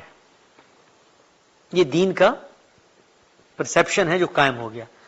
حرام حلال کے بارے میں اللہ تعالیٰ نے پوری تفصیل بتا دی، کوئی چیز حرام کیسے ہوتی ہے. بھئی حرام مطلب ہم کسی تباہم پرستانہ مذہب میں تھوڑی ہیں کہ اس میں ہمارے اوتار نے کہا یہ حرام ہے تو ہم اس کو حرام مان لیں. یہ ہم کوئی فنگ شوئی کے ماننے والے تھوڑی ہیں کہ انہوں نے کہا کہ گھر کے دائیں پہلو پہ اگر واٹر فیچر رکھو گے تو دولت ملنا شروع ہو جائے گی. کوئی ریزن ہونا چاہیے نا. تو تصویر کی حرمت کے کیا اخلاقی ریزن ہے؟ کوئی ریزن ہی نہیں ہے. یہ بات ذرا سوسائٹی میں لے کر جائیں، لوگوں کو بتائیں کہ ہمارے پیغمبر نے ہمیں یہ کہا تھا کہ تصویر بنانا منع ہے، تصویر بناؤ گے تو یہ تم جہنم میں چلے جاؤ گے. تو لوگ کیا کہیں گے آپ کے بارے میں؟ بھائی مطلب کوئی علم کی بات کرو، کوئی عقل کی بات کرو. کوئی چیز حرام ہوتی ہے تو اس کے پیچھے کوئی ریزن ہوتا ہے، کوئی لاجک ہوتی ہے، کیسے حرام ہو گئی؟ تو اب کیا نتیجہ نکلا؟ تصویر حرام ہے. ایک پہلی مثال. دوسری مثال، رسول اللہ صلی اللہ علیہ وسلم نے کئی موقعوں پر یہود اور نصارہ، جوز اور کرسچن کو مخاطب کر کے یہ کہا کہ ان سے قطع تعلق کر دو، ان سے دوستی نہیں کرنی، ان سے دور ہو جاؤ، دور ہو جاؤ، اور ان کی مشابہت بھی اختیار نہ کرو۔ اکثر آپ نے مسجدوں میں سنا ہوگا کہ کفار کی مشابہت نہیں اختیار کرنی چاہیے۔ من تشبہ بقوم فہو منہم، رسول اللہ صلی اللہ علیہ وسلم نے فرمایا جو جس قوم کی مشابہت اختیار کرے گا قیامت میں انہی کے ساتھ اٹھے گا، لہذا کفار کی مشابہت ہمیں اختیار نہیں کرنی۔ تو نتیجہ کیا نکلا؟ نتیجہ یہ نکلا کہ پینٹ نہیں پہننی، نتیجہ یہ نکلا کہ کفار اگر برتھ ڈے مناتے ہیں آپ نے نہیں منانی، کیونکہ ان کی مشابہت ہو جائے گی نا۔ مشابہت کا مطلب سملیرٹیز، تو جو کچھ وہ کر رہے ہیں وہ تم نے نہیں کرنا، یہ بہت ساری روایتوں میں بیان ہوا ہے۔ تو اس کا نتیجہ کیا نکلا کہ آپ اس دنیا کے اندر کسی نان مسلم سے دوستی کر کے نہیں جی سکتے، اور یہی بات کتابوں میں نقل ہوئی۔ لیکن پوری بات کو سمجھیں، انہی کتابوں میں موجود جو ایک آدمی، مطلب اس مجلس سے آپ اٹھ کے جائیں، 20 لوگ ہیں نا، اور میری بات بیان کریں، تو آپ سوچیں کہ ایک آدمی آپ سب کو جمع کرے اور سب سے پوچھیں تو اس کو زیادہ نالج ملے گی کہ نہیں ملے گی؟ بھئی آپ ایک بات بیان کر رہے ہیں، ایک وہ بیان کر رہے ہیں، کہ یہ بیان کر رہا ہے، وہ سب کی بات سنے گا، کہے گا یار کلیکٹیو بات اصل میں یہ تھی۔ انہوں نے کہا حسن صاحب سے ملاقات ہوئی، انہوں نے مثلا کالی ٹوپی پہنی ہوئی تھی، دوسرے نے کہا جی سردی تھی اس لیے پہنی ہوئی تھی، تیسرے نے کہا نہیں وہ نماز کے وقت میں نے دیکھا تو اتار دی تھی۔ تو اب یہ پوری باتیں جب پہنچی تو اس سے ایک کانسیپٹ بنا نا آپ کے ذہن میں، تو جب آپ اسی بات کو پوری طرح سمجھتے ہیں تو اس میں یہ چیز زیر بحث ہی نہیں ہے کہ یہود و نصارہ سے دوستی کرنی ہے یا نہیں کرنی، وہ میں آگے تفصیل سے بتاؤں گا۔ تیسری چیز، رسول اللہ صلی اللہ علیہ وسلم نے بہت سنا ہوگا آپ نے، داڑھی سنت ہے۔ رسول اللہ نے فرمایا کہ مونچھیں کٹواؤ اور داڑھی بڑھاؤ، سنا ہوگا نا، بہت روایت ہر جگہ بیان کی جاتی ہے۔ تو اب اس سے کیا نتیجہ نکلا کہ مسلمان پر داڑھی رکھنا واجب ہے، لازم ہے، داڑھی رکھنی ہے اس لیے کہ رسول اللہ نے کہا ہے۔ لیکن اصل بات کا مطالعہ کریں تو وہاں یہ زیر بحث ہی نہیں، وہاں جو چیز زیر بحث ہے وہ اس سے بالکل مختلف ہے، اس کی تفصیل ہم انشاءاللہ آگے جانیں گے۔ تو یہ وہ وجوہات ہیں، یعنی یہ وہ چیزیں ہیں جس سے غلط نتیجے نکلتے تھے، تو اب یہ ضرورت محسوس ہوئی کہ بھائی اس پہ غور تو کرو، ری انٹرپریٹ کرو، سمجھو کیا بات تھی، ہسٹری میں جاؤ تاکہ ہمیں پتہ چلے کہ یہ بات جو بیان کی جا رہی ہے تو دین کے بھی خلاف ہے، علم کے بھی خلاف ہے، عقل کے بھی خلاف ہے، اس کو مانا کیسے جا سکتا ہے۔ تو اس کے نتیجے میں پورے حدیث کے ذخیرے پر غور اور فکر کا کام جو ہے وہ شروع کیا۔ ہدف کیا تھا، مقصد کیا تھا؟ بہت سادہ، 3، رسول اللہ سے منسوب کسی واقعے کی تمام رپورٹنگز کو جمع کیا جائے۔ دوسرا، ان باتوں کا اصل موقع و محل، یعنی جس موقع پر وہ بات کی گئی ہے، اطلاقات کس کے بارے میں کی گئی ہے، کون زیر بحث ہے، یہ واضح ہو جائیں۔ اور تیسرا، قرآن مجید اور سنت متواترہ، سنت جو دین کا ٹریڈیشن ہے، اس کی روشنی میں، کیونکہ وہ ہے دین، وہ ہے جس سے منتقل ہوئی ہے بات، ان ہسٹوریکل رپورٹنگز کا بھی جائزہ لیا جائے۔ میں نے غامدی صاحب سے منسوب ایک بات کی ہے تو آپ کیا کریں گے؟ ان کی کتاب میزان کی روشنی میں میری بات کو سمجھیں گے، یہی کریں گے نا۔ تو ہم نے بھی یہی کہا کہ اس پورے ذخیرے کو پہلے ہسٹری میں جا کر جمع کرو۔ مطلب ایک صحابی سے ہمیں بات ملی کہ رسول اللہ نے فتح مکہ کے موقع پر خطبہ دیتے ہوئے یہ بات کہی تھی۔ تو اب پہلا کام یہ ہے کہ ہم جا کر دیکھیں پیچھے ہسٹری میں کہ کیا کوئی اور بات بھی بتا رہے ہیں، آدمی بتا رہے ہیں کہ اس موقع پہ وہ تھا تو اس نے کیا کہا ہے، اس کو بھی اس میں شامل کرو، جمع کرو۔ تو جب پورا واقعہ آپ جمع کرتے ہیں تو آپ کو ایک پس منظر، کانٹیکسٹ، اطلاق، مخاطب، سب چیزیں معلوم ہو جاتی ہیں۔ تو غامدی صاحب نے حدیث پر غور کے کچھ اصول بتائے، جو اصول میں نے آپ لوگوں کے سامنے بیان کیے۔ اس کو بتانے کے بعد انہوں نے اس کام پر، اس کو ریسرچ کا اس پر آغاز کیا، اور یہ 2016 میں آغاز ہوا۔ جب آغاز کیا تو یہ تفصیلی چیزیں ہیں، کچھ علم کی چیزیں ہیں کہ تحقیق کا فریم ورک کیا ہے۔ آغاز کرنے کے لیے ضروری تھا کہ اتنا بڑا ریسرچ مٹیریل ہے، اس کو ایکسس کیسے کیا جائے۔ یعنی آپ خود سوچیں، آپ ایک آرٹیکل لکھتے ہیں آج کل یونیورسٹیوں میں، تو اس کے لیے آپ کو مینڈلے کو بھی دیکھنا پڑتا ہے، اس کے لیے اینڈ نوٹ کو بھی ڈالنا پڑتا ہے، اس کے لیے academia.edu سے جرنل کی سبسکرپشن ہی لینی پڑتی ہے، اس پر دنیا میں کہاں کام، یہ سارا کام آرٹیفیشل انٹیلیجنس کے طور پہ ہو رہا ہوتا ہے۔ مطلب آپ سرچیبل ہے چیز، تو آپ گوگل پہ لکھتے ہیں تو پتہ چل جاتا ہے کتنی، لیکن 70,000 روایتیں 1400 کتابوں میں موجود ہیں. تو ایک روایت کو ڈھونڈتے ہوئے آپ کی آدھی زندگی گزر جائے گی اگر یہ مینول کام کیا جائے. مثلا یہی جو میں نے ابھی آپ کو بات بتائی کہ پوری بات تھی کہ ٹخنوں سے اوپر یوں ہونا چاہیے, تو اس کو ڈھونڈتے ہوئے 10 سال گزر جائیں گے, آپ کو 1400 کتابیں پڑھنی پڑیں گی. تو ہوا کیا, اللہ کے کرم سے اور لوگوں کی توجہ سے کچھ سافٹ ویئر ڈیولپ ہو گئے, اور اس میں گورنمنٹس نے بڑا کام کیا, خصوصاً عرب گورنمنٹس نے, قطر کی گورنمنٹ نے, سعودی عرب کی گورنمنٹ نے. تو انہوں نے کیا کیا کہ جتنا مٹیریل موجود تھا اس سب کو سرچیبل بنا دیا, سافٹ ویئر میں ڈال دیا, اور اس کی کیٹیگرائزیشن کر دی. مثلا اس کا جو نریشن کی چین ہے اس کے میپس بنا دیے, ان کا سارا ڈیٹا جو ان پر پروفائلنگ ہوئی تھی وہ سب کچھ موجود ہے. تو آپ ایک روایت پہ کلک کرتے ہیں تو وہ روایت میں جو الفاظ ہیں وہ جہاں جہاں جس جس کتاب میں آئے وہ سب ایک جگہ جمع ہو جاتے ہیں. اس کو کون کون لوگ بیان کر رہے ہیں, کس کس عہد میں بیان کر رہے ہیں, کون سی جگہ کا وہ واقعہ ہے, اس کی پروفائلنگ ہو جاتی ہے. تو اس سے اس ڈیٹا کو ایکسس کرنے میں مدد ملی. لیکن اس کے باوجود بسا اوقات آپ کو کوئی کلیو نہیں مل رہا. ایک بات بیان کی ہے, اسی موقع کی بات دوسرے الفاظ میں بیان کر دی ہے, یا بات تو بالکل بیان کی ہے, پتہ چل گیا ہے, پھر بھی سمجھ میں نہیں آ رہی. اس کی میں مثال دیتا ہوں. تو جب یہ ڈیٹا سامنے آ گیا تو اس پر پھر کام کا آغاز کیا گیا, کیونکہ چیزیں ریسرچ میتھڈالوجی کے جو جدید اصول ہیں ان کے مطابق کمپائلیشن کے مرحلے میں آ گئے. تو ان سافٹ ویئرس کو ہم نے لیا اور ان سافٹ ویئرس کی مدد سے اس پر تحقیق کا آغاز کیا. اور تحقیق کا آغاز کرتے ہوئے اب تک تقریباً, یہ تھوڑی سی پرانی ہے, تو اب تک 23,000 سے زیادہ نریشنز کو جمع کیا, سمجھا, غور کیا, پس منظر کو دیکھا. تو معلوم یہ ہوا کہ کل 150 واقعات ہیں جو بیان کیے جا رہے ہیں. کل 150 واقعات ہیں, 150. یعنی ایک موقع کی بات ہے جس کو 23,000 مطلب 150 واقعات ہیں کہ جن کو 23,000 لوگوں نے بیان کیا ہے. ایک نے اس سے بیان کیا, اس نے اس سے بیان کیا, اس نے اس سے بیان کیا, اس نے کتاب میں لکھ لیا.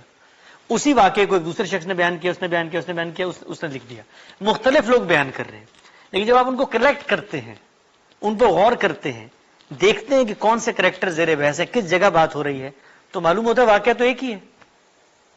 تو اس کی پھر میں آپ کو آگے مثال دیتا ہوں کہ اس سے پھر کیسے پتا چلتا ہے اور کیا فرق واقع ہوتا ہے کہ اگر ایک ہی واقعہ ہے تو پھر اصل بات کیا تھی. تو ایک کلاسیکل مثال, پہلی مثال یہ آپ کے سامنے اس وقت آپ کو نظر آ رہی ہے. سمعت رسول اللہ صلی اللہ علیہ وسلم یقول لیس منا من لم یتغن بالقرآن. رسول اللہ صلی اللہ علیہ وسلم نے فرمایا وہ ہم میں سے نہیں ہے جس نے قرآن کو سر کے ساتھ نہیں پڑھا. آپ میں سے, ہم میں سے کتنے لوگ سر کے ساتھ قرآن پڑھتے ہیں؟ میں تو نہیں پڑھتا. آپ پڑھتے ہیں؟ یعنی سر کا تعلق انسان کی صلاحیت سے ہے. بھائی اگر اس کی آواز اچھی ہوگی, اس کو کچھ شوق ہوگا, کچھ اس کے اندر لہن ہوگی, وہ کچھ ترنم کے ساتھ گا سکتا ہوگا, تبھی گائے گا نا. مطلب لہن کے ساتھ قرآن پڑھے گا, جس طرح ہم نمازوں میں اپنے علماء کی سنتے ہیں. تو اس کا تعلق تو صلاحیت سے ہے. اور دوسرا ہم میں سے نہیں ہوگا. بھائی اللہ کا دین قرآن میں موجود ہے, قرآن میں ہم میں سے ہونے کا جو کرائٹیریا بیان ہوا ہے وہ تو یہ نہیں ہے. وہ تو یہ اللہ کو مانو, نیک اعمال کرو, آخرت پر ایمان رکھو. قرآن نہ پڑھنا سر سے, اس سے آپ مسلمان نہیں رہیں گے, یہ مسلمانوں کی کمیونٹی سے آپ کا تعلق نہیں رہے گا. یا رسول اللہ کہتے ہیں وہ ہم میں سے نہیں ہے. یہ بات کوئی عقل میں آتی, سمجھ میں آتی؟ نہیں آتی. لیس منا من لم یتغن بالقرآن, جو قرآن کو غنا سے نہیں پڑھتا. تو اس کو علماء نے سمجھا اور بیان کر دیا. تو لوگوں نے علماء سے پوچھا کہ بھائی اگر مطلب یہ تو مشکل کام ہے, یہ بتا آپ کیا بات کر رہے ہیں کہ ایک شخص کو آتا ہی نہیں ہے, آواز ہی نہیں ہے, تو وہ کیسے پڑھے گا؟ تو انہوں نے کہا نہیں ہے تو سیکھو. تو اب کیا ہوا کہ آپ پر غنا سے پڑھنا, غنا کو سیکھنا لازم ہو گیا. ایک طرف موسیقی حرام ہو گئی, دوسری طرف آواز اور سر کو ٹھیک کرنا اور اس کے مطابق قرآن پڑھنا لازم ہو گیا. تو یہ علماء کی انڈرسٹینڈنگ تھی. ہم نے جب اس روایت کو پڑھا اور اس انٹینشن کے ساتھ پڑھا کہ یہ تو دین کے بھی مجموعی مزاج اور اس کے اسٹرکچر کے خلاف ہے، سمجھ میں نہیں آتی. تو پہلے بات جمع کرتے ہیں، اصل بات کیا تھی بھائی، کس موقع پر کہی، کون بیان کر رہا ہے. تو اب یہ دیکھیے ہوا کیا کہ اس نریشن کو ہم نے ڈھونڈا، اس کو ایک آدمی نے بیان کیا، مسلم میں آ گئی مثال کے طور پہ وہ روایت، یا بخاری میں آ گئی. تو اب ہم نے یہ دیکھا کہ یہی بات، ایگزیکٹ یہی بات اور کون بیان کر رہا ہے. تو معلوم ہوا ایک اور روایت بھی ہے اسی موقع کی، ایک اور صاحب بھی بیان کر رہے ہیں، اور وہ یہ کہتے ہیں، اب یہ روایت میں پڑھتا ہوں، عبداللہ بن ابئی، نہیں یہ ان سے عبداللہ بن نہیک سے مروی ہے. وہ کہتے ہیں کہ سعد بن ابی وقاص رضی اللہ عنہ سے بازار میں ملاقات ہوئی. کہاں ملاقات ہوئی؟ پچھلی روایت میں بازار کا کوئی ذکر تھا، یہ پچھلی روایت. رسول اللہ نے فرمایا لیس منا من لم یتغنى بالقرآن، وہ ہم میں سے نہیں جو غنا سے قرآن نہ پڑھے. یہاں ایک کیا اضافی معلومات بیان ہوئی؟ بازار میں ملاقات ہوئی.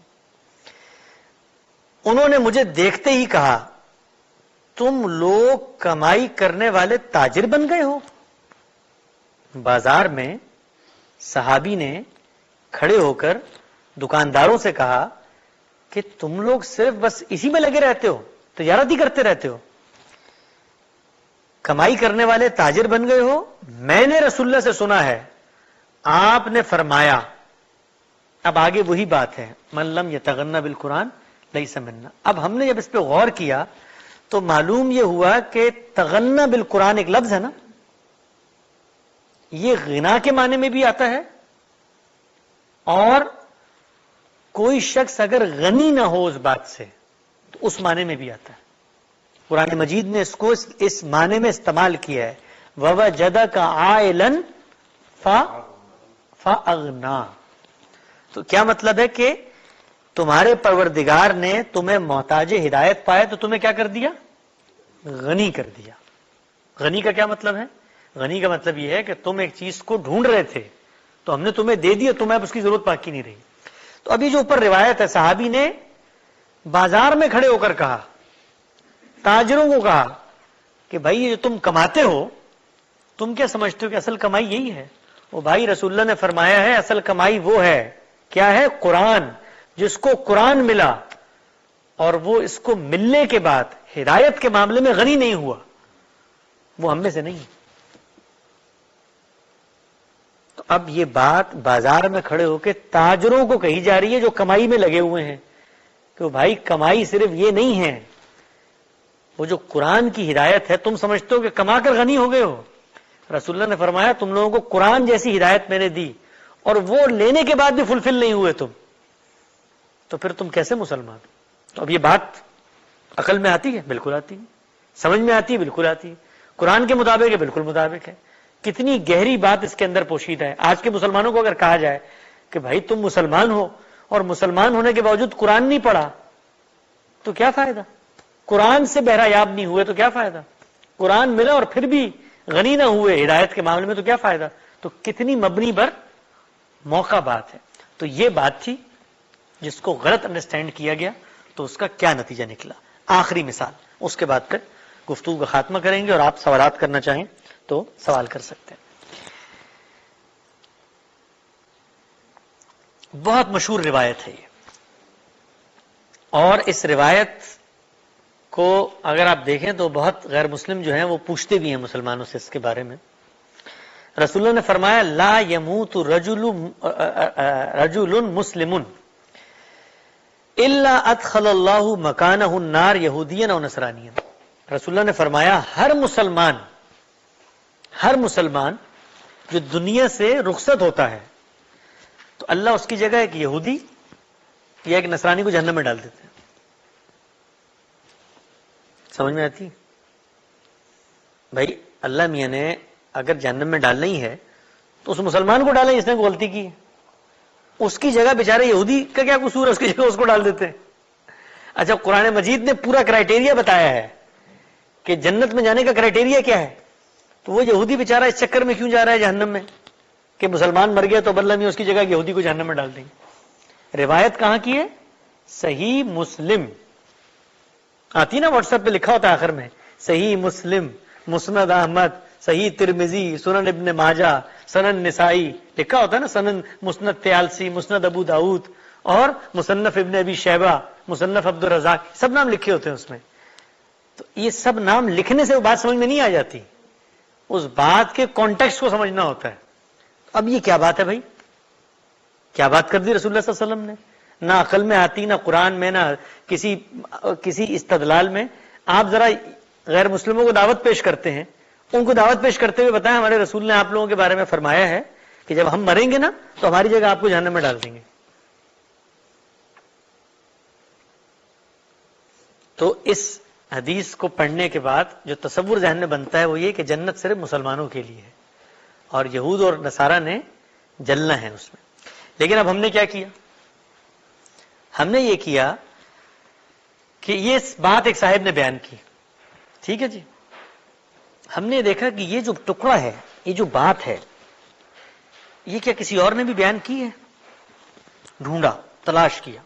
اور جس کو ہم کہتے ہیں نا تلاش کیا، تو یہ تو محض منہ سے نکل رہا ہے تلاش کیا. اس کا مطلب یہ ہوتا ہے کہ 70,000 روایتوں میں سے 1400 کتابوں میں سے آپ نے ہسٹری کے اندر جا کر ایک بات کو ڈھونڈنا ہے. تو آپ نے اس میں کیسے چیزوں کو اسکریچ کرنا ہوتا ہے، کیسے پتھر الٹنے ہوتے ہیں، کیسے چیزیں ڈھونڈنی ہوتی ہیں، وہ ایک کام ہے، اس کی پوری اپنی ایک میتھڈالوجی ہے. اور پھر آپ کو اس کو کوالیفائی کرنا ہوتا ہے کہ ایک موقع کی بات ہے، اس کے لیے اس چین آف نیریشن میں سے لوگوں کو ثابت ہونا چاہیے اس موقع پر وہ آدمی موجود تھا. یہ سب چیزیں ریسرچ کے اصول پہ ثابت ہونی چاہیے. تو ہم نے کیا کیا کہ اس روایت کو ڈھونڈنے کی کوشش کی. یار یہ کسی موقع پہ کہی تھی، اصل بات کیا ہے؟ اصل یہ نہیں ہو سکتی، پوری بات کیا ہے؟ پوری بات ڈھونڈتے ہیں. اچھا خود سے نہیں بناتے، ڈھونڈتے ہیں ہسٹری میں جا کر. خود سے ہم نے کچھ نہیں بنایا، نہ کہا کہ یار یہ اٹھا کے پھینک دو اس کو، ڈھونڈتے ہیں.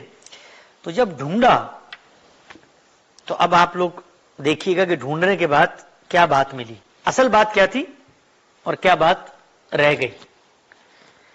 اصل بات یہ تھی، چلیے اصل بات سے پہلے دو باتیں صرف سن لیں تاکہ اصل بات سمجھنے میں آسانی ہو. قرآن مجید میں ایک قانون بیان ہوا ہے جس کا میں نے کل ذکر کیا تھا. وہ قانون یہ ہے کہ جس وقت اللہ تعالیٰ دنیا میں رسولوں کو بھیجتا ہے، پیغمبر کو بھیجتا ہے، فطرت میں تو اس نے پہلے ہدایت کی ہوئی ہے ہمیں، لیکن پیغمبر کو بھیج کر وہ یاد دہانی کرواتا ہے. انسان ہے، کاموں میں لگا ہوتا ہے، بھول جاتا ہے. اللہ تعالیٰ پیغمبر کو بھیجتے ہیں، یاد کرواتے ہیں. ایک کام کرواتا ہے اللہ یاد کروانے کا، اور دوسرا کام اللہ تعالیٰ رسولوں کے ذریعے یہ کرواتا ہے کہ جو کچھ اس نے آخرت میں کرنا ہے اس کا ایک ریپلیکا، اس کا ایک ٹریلر، اس کی ایک شارٹ مووی دنیا میں دکھا دیتا. تو اس کا نتیجہ یہ نکلتا ہے کہ جو لوگ رسول کی بات نہیں مان رہے، اس کی آڈینس، اس کے مخاطب، اللہ میاں ان کو زمین سے ان کا صفایا کر دیتا ہے. اللہ میاں تو روز بندوں کو مارتا ہے نا، یعنی اللہ کے لیے بندے کو مارنا کوئی مسئلہ نہیں. روز اتنے، یعنی آپ صرف گوگل پہ اگر جا کر دیکھیں تو ایک دن میں دنیا میں 1,46,000 سے زیادہ لوگ مرتے ہیں ایک دن میں، روز مر رہے ہیں. اللہ ہی مار رہا ہے. تو اللہ میں کیا کرتا ہے کہ اس قوم کو مار کے ختم کر دیتا ہے. کبھی آسمان سے عذاب آتا ہے، صالح، شعیب، نوح، عاد، سمود، موسیٰ، عیسیٰ، ہود، ابراہیم، ان سب کے معاملے میں کہیں پر طوفان آیا، کہیں پر سیلاب آیا، کہیں پر زلزلہ آیا، کہیں پر پتھروں کی بارش ہوئی، کہیں پر آگ کے گولے گرے. رسول اللہ کے معاملے میں یہ کام رسول اللہ کے ساتھیوں کے ذریعے ہوا کہ ان کے جو مخاطبین تھے ان کا صفایا کر دیا جائے. تو یہ قانون پس منظر میں رہے، یہ اللہ کا قانون ہے رسولوں کے ساتھ. اسی قانون کو رسول اللہ نے بیان کیا، اور بیان کرنے کے بعد کیا کیا؟ اصل روایت کیا تھی؟ اصل روایت ہے ابو بردہ اپنے والد عبداللہ بن قیس رضی اللہ تعالیٰ عنہ سے روایت کرتے ہیں کہ رسول اللہ صلی اللہ علیہ وسلم نے فرمایا، یہ امت جس میں میری بعثت ہوئی ہے، یہ امت، کیا مراد؟ یہ امت مطلب یہ میری قوم، یہ بنی اسماعیل جن میں مجھے بھیجا گیا ہے، امتن مرحومہ، وہ امت ہے کہ اللہ نے اس پر بڑی رحمت کی ہے. اس پر عذاب انہی کے ہاتھوں سے آئے گا. یہ حدیث ہے. یعنی کیا کہا رسول اللہ نے کہ میں اس قوم میں آیا ہوں, یہ جو میری قوم ہے اس پر اللہ نے بڑی رحمت کی کہ اس میں رسول بھیجا ہے. اس قوم پر عذابھا بایدیھا, انہی کے ہاتھوں سے آئے گا. جو نہیں مانیں گے تو ماننے والوں کے ہاتھوں سے عذاب ان پر نافذ ہوگا. پھر جب قیامت کا دن ہوگا تو وہاں بھی ان کے, اس قوم کے اہل شرک, اہل ذمہ میں سے ہر شخص کو انہی کے حوالے کر دیا جائے گا, میرے ساتھیوں کے حوالے جنہوں نے ان پہ عذاب نافذ کیا, اور کہا جائے گا یہ جہنم سے تمہارا فدیہ ہے. کیا مطلب؟ مطلب یہ ہے کہ اگر تم رسول کے ساتھ مل کر, رسول کی بات مان کر ان کے ساتھ نہ لڑتے تو تم جہنم میں چلے جاتے. تم نے وہ کام کیا تھا رسول کے ساتھ, اب یہ جا رہے ہیں جو میری قوم کے لوگ تھے, تو اب یہ جا رہے ہیں نا, تو گویا انہوں نے تمہیں جہنم میں جانے سے بچا لیا. بات سمجھ میں آتی ہے؟ یہ پوری بات جو اس کی اپروچ ہے وہ یہ کہ رسول کے ساتھ خدا کا قانون ہے, جو رسول کو نہیں مانتا اس پر عذاب آتا ہے, عذاب رسول کی قوم پر آتا ہے, اس کے ساتھ ہی عذاب نافذ کرتے ہیں. رسول نے فرمایا میری یہ قوم جس میں مجھے بھیجا گیا ہے, ان کو قیامت کے دن کہا جائے گا, میرے ساتھیوں کو, کہ تم نے رسول کا ساتھ دیا تھا اس لیے بچ گئے ہو جہنم سے, اور یہ تمہاری جگہ, تمہارا فدیہ ہے, اب یہ جا رہے ہیں جہنم میں, ورنہ تم جا رہے ہوتے. سمجھ میں آ رہی ہے نا بات؟ یہ بات تھی, یہ پوری بات تھی. اس بات کو ایک طرف رکھا گیا اور اس کے صرف آخری حصے کو لے کر مس انٹرپریٹ کر دیا گیا. تو کیا بنا کہ جب بھی کوئی مسلمان مرتا ہے اللہ اس کی جگہ یہودی کو جہنم میں ڈال دیتا.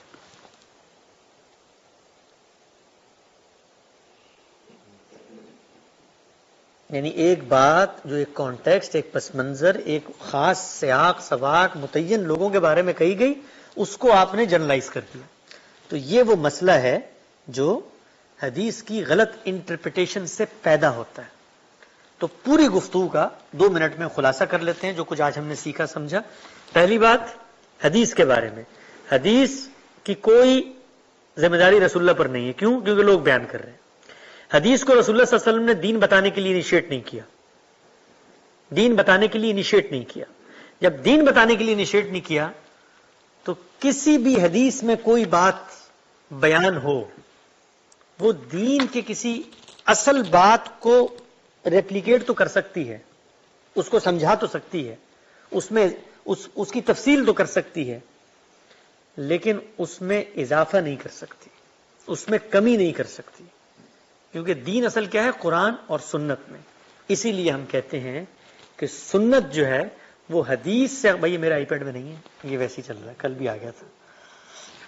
ہاں یہ بند کر دیں بھلے آپ. سنت جو ہے وہ حدیث سے ثابت نہیں ہوتی. اچھا, جس وقت ہم حدیث کا مطالعہ کرتے ہیں تو خود رسول اللہ صلی اللہ علیہ وسلم نے اپنے بارے میں بتایا ہے کہ بھائی ایک موقع پر کیا ہوا کہ آپ مدینے میں داخل ہوئے تو لوگ کرافٹنگ کر رہے تھے. وہ نہیں ہوتے درختوں میں جو آپس میں نر اور مادہ, میل اور فیمیل کو آپ کرافٹ کرتے نا, اس سے پھر پھل آتا ہے. تو رسول اللہ نے کہا کیا کر رہے ہو؟ تو لوگوں نے کہا تو پرانا طریقہ ہم اسی طرح کرتے تھے. انہوں نے کہا مجھے نہیں پسند یہ طریقہ, کہہ کر چلے گئے. تو اگلی دفعہ لوگوں سے ملاقات ہوئی تو انہوں نے کہا بھائی وہ پھل نہیں آیا اس دفعہ. تو انہوں نے کہا رسول اللہ آپ نے منع کیا تھا وہ کرافٹ لگانے سے. تو رسول اللہ نے فرمایا بھائی انتم عالم بامور الدنیا, کہ تم دنیا کے معاملات مجھ سے بہتر جانتے ہو, میں تمہیں جو دین کی حیثیت سے دوں وہ کچھ لو میرے سے, باقی دنیا کے معاملات میں میری بھی ایک رائے ہے. جس وقت اللہ تعالیٰ نے غزوہ بدر میں رسول اللہ کو یہ حکم دیا نا کہ آپ نکلیں ان سے لڑنے کے لیے, تو آپ نکل گئے. نکلنے کے بعد ایک جگہ آپ نے خیمہ لگایا, تو ایک بوڑھے صحابی آئے, انہوں نے کہا یا رسول اللہ یہ آپ نے خیمہ لگایا ہے, یہ اللہ کا حکم ہے یا آپ کی رائے ہے؟ تو انہوں نے کہا نہیں میں نے اپنی رائے سے لگا. انہوں نے کہا اٹھائیے پھر یہاں سے, جگہ نہیں ہے خیمہ لگانے, حملہ ہو جائے گا, سب مر جائیں گے, آپ آگے لے کر جائیں. تو وہ اللہ کے رسول بھی ہیں اور ایک انسان بھی ہیں. انسان کی حیثیت سے ہو سکتا ہے ان کو کدو پسند ہو سکتا ہے ان کو لوکی پسند ہو سکتا ہے وہ اس زمانے کی چیزوں پر سواری کرتے ہوں. ساری بات ہے, سواری جہاز پہ تو نہیں کریں گے, اس زمانے کے گدھے گھوڑوں پہ ہی کریں گے نا. اچھا, دانتوں کو صاف رکھنا یہ دین کا حکم ہے, لیکن صاف رکھیں گے کیسے؟ اس زمانے کے حالات اور واقعات سے. مسواک سے رکھیں گے, مسواک نہیں ہوگی جڑی بوٹی سے رکھیں گے. تو یہ ساری چیزیں دین کا حکم بنی نہیں سکتی. سنت جو ہے حدیث میں کیوں نہیں ہے؟ اگر کوئی سوال پوچھے آپ سے تو 3 پوائنٹس میں اس کا جواب ہے. بالکل 1 2 3 ٹھک ٹھک ٹھک. پہلا پوائنٹ، سنت دین ہے. دین ہے نا، دین کا عملی حکم ہے. ٹریڈیشن نماز کیسے پڑھنی ہے، دین ہے نا بھائی. تو عملی چیز عمل سے منتقل ہوتی ہے، گفتگو سے منتقل نہیں ہوتی. سنت کا جو لفظ ہے، سنت کا لفظ جو ہے اس کا معنی ہوتا ہے راستہ، عمل کرنے کا طریقہ. تو عمل کرنے کا طریقہ عمل سے منتقل ہوتا ہے، بات سے منتقل نہیں ہوتا. پہلی بات. دوسری بات، وہ اس ذریعے سے منتقل ہوتی ہے جو ذریعہ ایک قطعی ذریعہ ہوتا ہے. قطعی کا مطلب جس میں کوئی ابہام نہیں ہوتا. ایک آدمی نہیں بیان کرتا اس کو، اتنی بڑی تعداد بیان کرتی ہے کہ جس میں کوئی تبدیلی نہیں. اسی لیے آپ دیکھیں پوری دنیا میں ایک نماز ہے، ایک ہی نماز ہے پوری دنیا میں. کوئی کہہ سکتا نہیں بھائی اہل تشیع کی تو مختلف ہے. تو وہ جو اختلافات آپ کو نظر آتے ہیں نماز میں، وہ نماز کے ان اعمال میں اختلاف نہیں ہے جو نماز کے لازم اعمال ہیں. وہ ان میں اختلاف ہے جو اللہ نے آپ کو اجازت دے دی ہے. ہاتھ باندھ کے پڑھ سکتے ہیں، چھوڑ کے پڑھ سکتے ہیں، رفع دان کر بھی سکتے ہیں، نہیں بھی کر سکتے ہیں. تو وہ ان میں اختلافات ہیں. باقی قیام سب نے کھڑے ہو کے اللہ اکبر کہنا ہے، قیام کرنا ہے، رکوع کرنا ہے، سجدہ کرنا ہے، قاعدے میں بیٹھنے ہیں، سلام پھیرنا ہے. پوری دنیا میں ایک ہی نماز ہے. کیوں؟ اس لیے کہ وہ لوگوں نے منتقل کی اس میں کوئی. اور تیسری بات یہ کہ حدیث سے سنت کیوں نہیں اخذ کی جا سکتی؟ اس لیے کہ حدیث کا مطالعہ یہ بتاتا ہے کہ رسول اللہ اس میں کوئی بات انیشیٹ کر ہی نہیں رہے. اچھا، اگر اس میں کوئی سنت تھی تو سب سے پہلے رسول اللہ کو ایک بات کا اہتمام کرنا چاہیے، وہ یہ کہ وہ یہ بتائیں کہ جس طرح قرآن کی حفاظت کی ایسی میری باتوں کی بھی حفاظت کرو. اس لیے کہ اس میں دین پایا جاتا ہے. یعنی یہ سوال کرتی ہے نا عقل، ایک چیز میں دین آپ دے رہے ہیں، حدیث کے ذریعے اگر دین مل رہا ہے تو رسول اللہ لوگوں کو پابند کریں کہ بھائی اس کو آگے پہنچاؤ کیونکہ اس میں میرا دین ہے. تو یہ 3 بنیادی باتیں ہیں جس وجہ سے ہم سنت کو حدیث سے اخذ نہیں کرتے. اور سنت اصل میں انبیاء کا ٹریڈیشن ہے، پیچھے سے چلا آ رہا ہے، یہی ٹریڈیشن آگے رسول اللہ نے جاری فرما دیا. تو حدیث کی پوری گفتگو کا خلاصہ 1 منٹ کے اندر وہ یہ کہ رسول اللہ پر کوئی ذمہ داری نہیں ہے، رسول اللہ نے کوئی بات انیشیٹ نہیں کی اس میں، اور اس ذریعے سے دین کا کوئی مستقل حکم ثابت نہیں ہوتا. اس کے بعد باتیں سامنے آ گئی، محدثین نے اس پر کام کیا، کام کر کے 5 باتیں کہیں. 3 کہنے والے کے بارے میں، 2 کانٹینٹ کے بارے میں. کہنے والے کے بارے میں کیا کہا؟ ایماندار ہو، ذہین ہو، حافظہ اچھا ہو، تیسرا ملاقات ثابت ہو. کانٹینٹ کے بارے میں 2 باتیں، ایک قرآن کے مطابق ہو، دوسرا عقل کے خلاف نہ ہو. یہ ہو گئی بات. اس کے بعد آپ کے سامنے روایت آ گئی. تو اب علم، عقل، شعور، ہر چیز یہ کہتی ہے کہ ہسٹری کی ایک بات ہے، مجھ تک نہ آتی میرے دین پہ کوئی فرق نہیں پڑتا. امام بخاری اگر اس راوی سے نہ ملتے اور حدیث نہ لکھتے، میرے دین پہ کوئی فرق نہ پڑتا. لکھ دیے، بڑی اچھی بات ہے، ہمارے اس پیغمبر کی بات ہے، ہماری آنکھوں کی ٹھنڈک ہے، ہم اس کو سمجھیں گے، پڑھیں گے. بڑی اس میں خیر کی، دانائی کی، حکمت کی باتیں. رسول اللہ کی ایک شخصیت بھی تو ہے. ہم عام لوگوں کی سوانح عمری پڑھتے ہیں، عام لوگوں کے روزمرہ کے حالات اور معاملات پڑھتے ہیں، اللہ کے رسول کی کیوں نہیں پڑھیں گے؟ ضرور پڑھیں گے، لیکن پڑھتے وقت جس طریقے سے باقی ہسٹوریکل چیزوں کو ویریفائی کرتے ہیں، اس کو بھی ویریفائی کریں گے. اور وہ ویریفیکیشن کا کام ہے جو امت کے اندر جاری ہے، لوگوں نے اپنے طریقے سے کیا ہے، اس کو ویریفائی کر کے لکھ دیا ہے. ہم اس کو دوبارہ سے ری انٹرپریٹ کر کے ویریفائی کر رہے ہیں قرآن کی روشنی میں، جو بات اس میں بیان ہوئی ہے اس زبان کی روشنی میں، اور اس سے کیا نتائج ہیں جو مرتب ہوتے ہیں. اور یہی وہ چیز ہے کہ جو ہم سب کو سیکھنی اور سمجھنی چاہیے.